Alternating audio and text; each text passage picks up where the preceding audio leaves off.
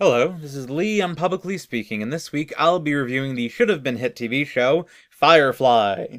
Firefly was a space western that ran in the fall of 2002. So, first, a bit of backstory. Colony ships left Earth and colonized another galaxy. War broke out, as it is ought to do, with the prosperous core planets seeking to subdue and take control of the anarchistic Outer Rim. Mal, played by Nathan Fillion, is the protagonist and a member of the Rim military, the Browncoats, who lost the war pretty spectacularly and now flies a ship on the outskirts of the law, trying to survive with a crew of his own that are dysfunctional but more than good enough to get by. In the first episode, they take on a few passengers who bring their own set of problems, but they soon become part of the crew as well. This show is deep, while also being entertaining, fun, witty, and having cool action scenes. Many episodes are about some of the darker facets of human nature, while still showing that while being good might not be the most profitable option, it's always the best one. This show is excellent in pretty much every way possible, and you owe it to yourself to watch its 14 episodes. Why 14? Well, it was cancelled. Confused? If it was an awesome show, then why was it cancelled? Well, it didn't get the ratings and was cut immediately, which is uncommon. This was due to two factors.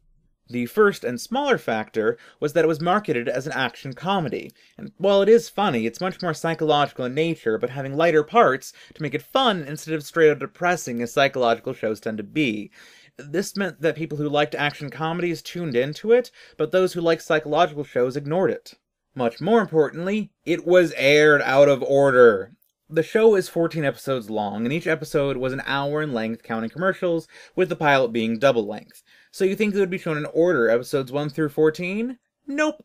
Here's the actual airing order. The first episode ever shown was episode 2, then 3, then 6, then it skipped a week, then 7, then 8, then 4, then 5, then 9, then it wasn't on for a fortnight, then 10, then 14, and the show ended with the damn pilot.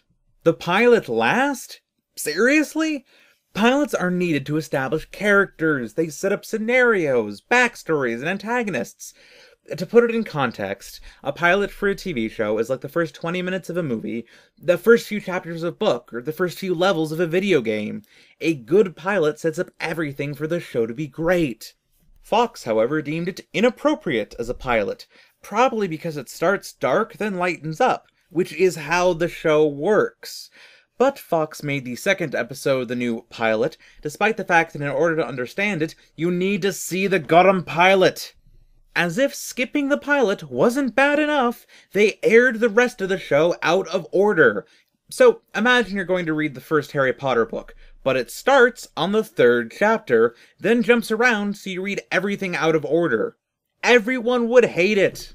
Or, for those of you who aren't literarily inclined, imagine if you're watching the first Star Wars movie, but it started on the Death Star, sped ahead to them making plans to destroy it, rewound back to Mos Eisley and meeting Han and Chewie, skipped forward to the destruction of the Death Star, then played the first bit with C-3PO and R2-D2 up until the part where Luke meets Obi-Wan and then ends. Oh, and the entire attack on the Death Star? Never shown in theaters. That's what Fox did to this show, when they should have known it was going to be great, if only for the fact that Joss Whedon was writing and directing it. When Joss Whedon writes and directs something, it is awesome. Always. I said writes and directs. That was directed by some weird French guy. Joss Whedon is really, really good at creating psychological tension, as seen in his previous hit TV show, Buffy the Vampire Slayer. Though, I do have problems with that one as well, but that's more of a moralistic thing. Technically speaking, the screenwriting for that show was amazing. However, any tension is completely destroyed when the show is not set up, and then everything is shown out of order, so the audience is confused instead of engaged, trying to understand references to plot points which were masterfully laid out in previous episodes, which haven't been aired yet. Do you see how dumb this is? After it got cancelled, with episodes unaired, who does that?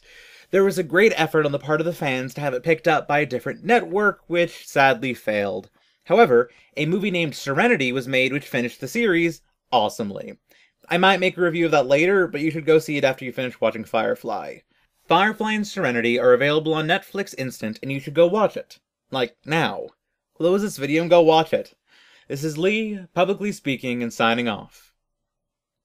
Go watch Firefly! Take my love, take my land, take me where I cannot stand. I don't care, I'm still free. You can't take the sky from me.